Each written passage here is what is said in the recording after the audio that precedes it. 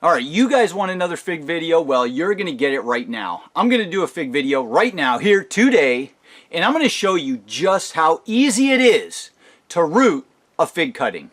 I'm also going to tell you the one magic little key to this that some people are still not understanding and why some people really struggle with rooting these things. And then I want to talk about some theories of mine on why once we get them rooted, they tend to rot. They start growing, they get green healthy growth, they get nice roots, and then the roots turn brown, the leaves fall off, and we have no more cutting. Or we have no more live rooted cutting. So let's dive into it now. Alright, so this is my Ben's Golden Riverside, and I got this directly from Ben B. I was really excited to get this one from him. We did an air layer of this branch last summer, and I've still got that growing indoors in my windowsill right now. And he actually grafted it onto something. I asked him what it was. He thought maybe it was Gillette, but he couldn't remember. But anyway, this is all the Ben's Golden Riverside up from here. And I just keep walking out here and looking at this. I've got this one beautiful stalk that's just crying out to me, saying, please, Mike, snip me off and turn me into my own plant so I can flourish and grow to my fullest extent. So we're going to do that now. Now don't worry, we've got plenty of little bud sites down below where new branches are going to come off of it. We can take this guy all the way down to at least here. I'm thinking maybe even here. We'll just go right here. How's that?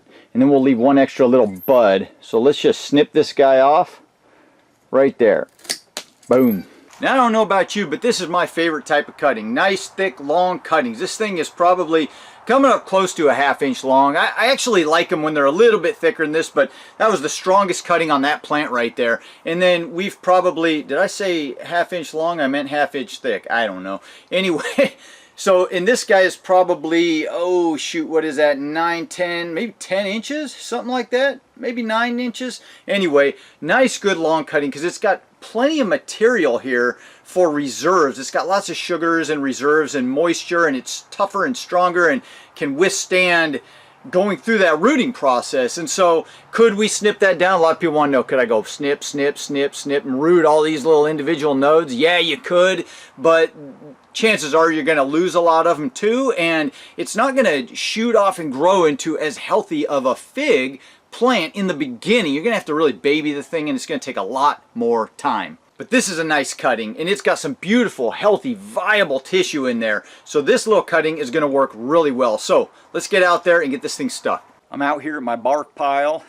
So we're going to get some bark into this little cup. I'm going to use this clear plastic container here. I do have holes in the bottom of it. It's basically just a little plant pot, little container pot. Anyway, it's got clear sides, so we'll be able to see the roots when they start coming out. But we're just going to use this fine fir bark.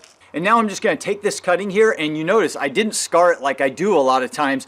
And because we learned in one of those last videos, I'll find which one and put a link in the description there if you want to see it, but we learned that the roots were not coming out necessarily along those scarrings that I was making with a knife.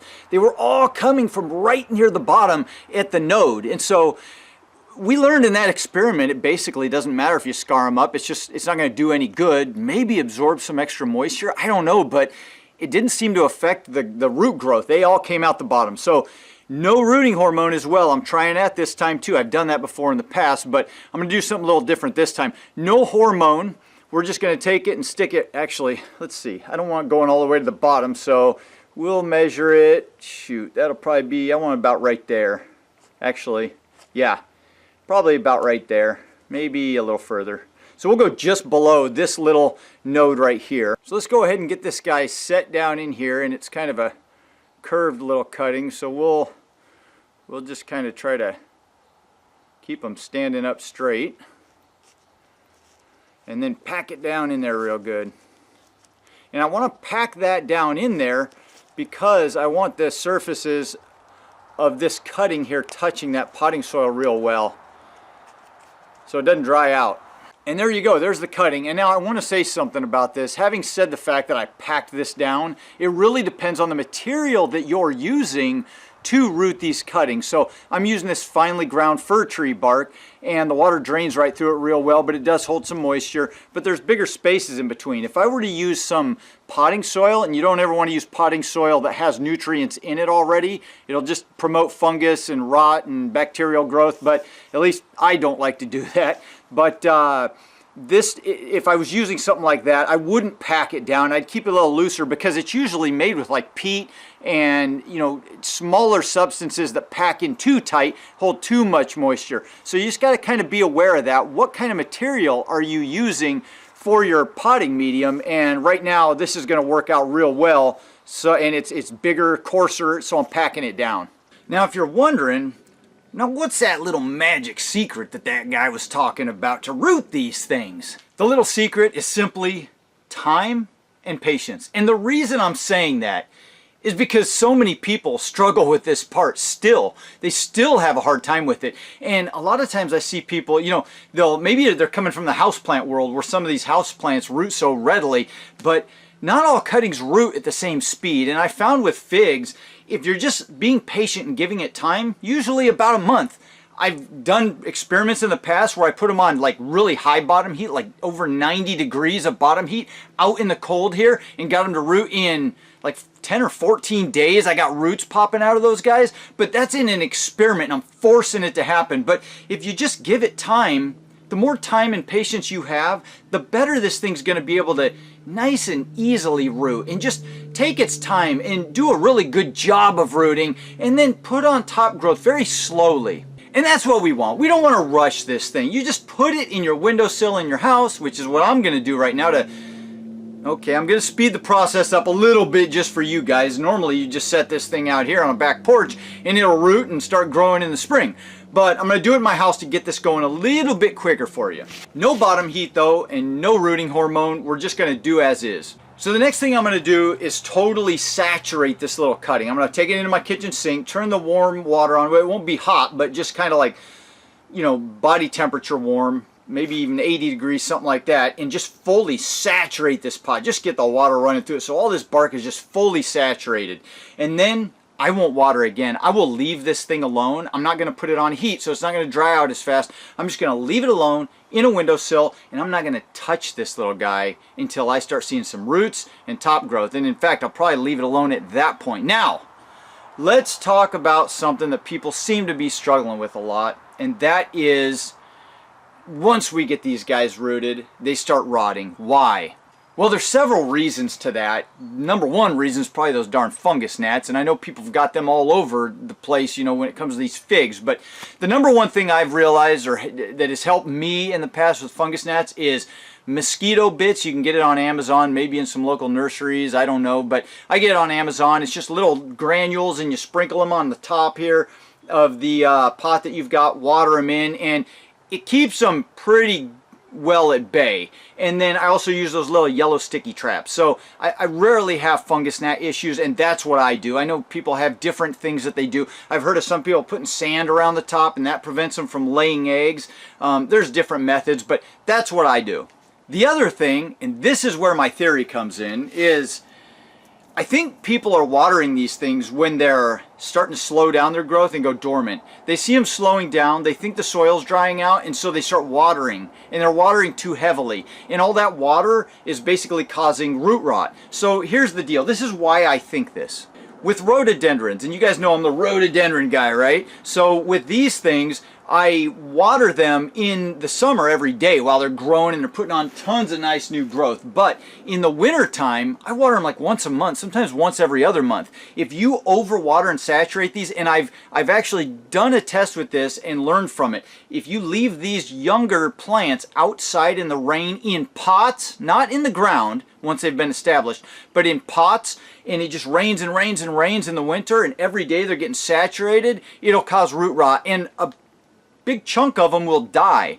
I think that's what's going on here, because they're not growing. They're not putting on new growth. They're just sitting there storing up energy, waiting for their next growth spurt. So I think what's happening, and I said this, I mentioned it in another video, I think what's happening is these little figs, they root, they put on their first little spurt of growth, and then they want to start going dormant because they've done their thing. And that's when we think, oh no, they need water, they're not growing anymore. So we just douse them with water, but they've slowed down. They're kind of going through a little bit of a dormancy state, and then they just get root rot because of all the water. It's just a little theory of mine. I'm playing with it right now to see if that's really true, but I have also noticed one of the best ways to water these figs is bottom watering. I don't like to top water and saturate the soil. I like to pour some water into the tub and just maybe a half a centimeter high and just let all the cups slowly soak it up. Very occasionally, I'll put a little water on the top of the soil just so it doesn't dry out too deep down. But by doing that, it forces the plant to seek out water instead of just have this deluge constantly going through the pots. All right, so we're going to go put this guy inside in a windowsill and just see what happens. Today is January 15th. All right, so that last clip was, I believe, January 18th. Today is the first day of spring. Happy spring, guys. And it's March 20th. We got some things to talk about when it comes to this fig. So it's been 2 months since I took that thing in, put it on my windowsill. You want to check it out? So there it is, Ben's Golden Riverside, that beautiful little cutting that we took, and I took it right inside and I put it in my windowsill, and then I left it in my windowsill for about a week and noticed it was just too cold in that windowsill. I didn't think it was going to do anything, so I slipped it under my lights, the fluorescent tube lights that I have under that table, and after probably close to 2 months, I noticed that this part right here was drying up and it was dying, and I thought, this thing is toast. Actually, I noticed this about a month ago, and this thing is toast, but I left it under there. I didn't do anything, and I want to tell you guys something. This is going to perfectly explain that little secret I was telling you, time and patience. I left it alone. I didn't mess with it. Check this out. You ready? I got you, didn't I? Look at that. I got myself.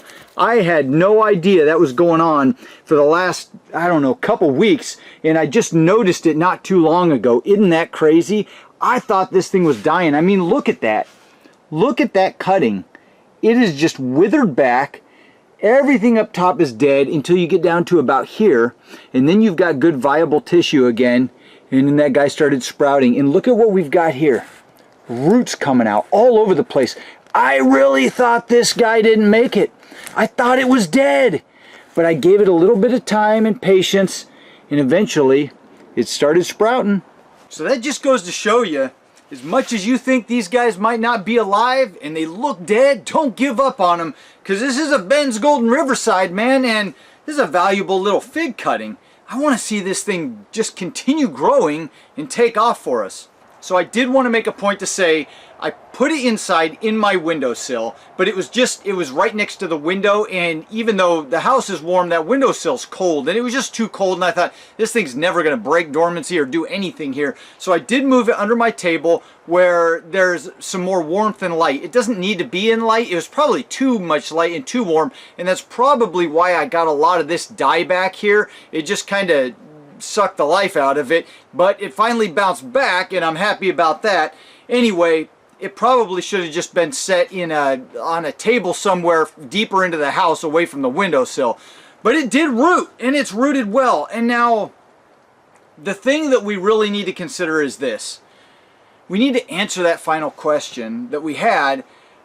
How are we going to deal with this thing? What do we do now so it doesn't die? What do we do so that it doesn't start, the roots don't turn brown and it doesn't start rotting? Because that's what we're talking about here as well. And I've had that happen to me with my figs, just like you guys have had it happen to you. So, if my theory proves out, what I'm going to do is I'm just going to leave this thing alone. I'm not going to do anything. I'm not going to water it. I'm not going to fertilize it. I'm not going to do nothing. These things are pretty resilient, and I'm just going to watch it. And if I do anything, I will tell you guys what I did. But otherwise, we're just going to leave it alone and let it suck all the moisture out of this cup here. And I will not change anything or do anything until I feel like I need to correct something. As this little leaf bud starts growing and turning into a branch, I'm just going to let it continue to grow and do its thing. As long as the roots and the leaves are looking good, I'm going to leave it alone. If I see those leaves start to wilt a little bit because the soil's drying out, then, and only then, I might come back and just bottom water with a little bit of a weak fertilizer solution. We'll see. Maybe I'll just use straight water.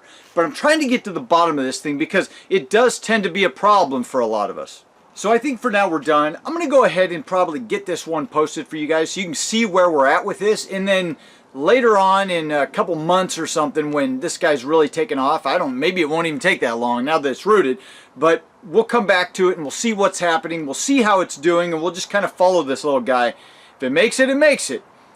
If it doesn't, I'm telling you, it's going to be another tough one, but I think it's got all the potential. It's obviously thriving and doing well right now. It wants to grow. It's growing beautiful roots.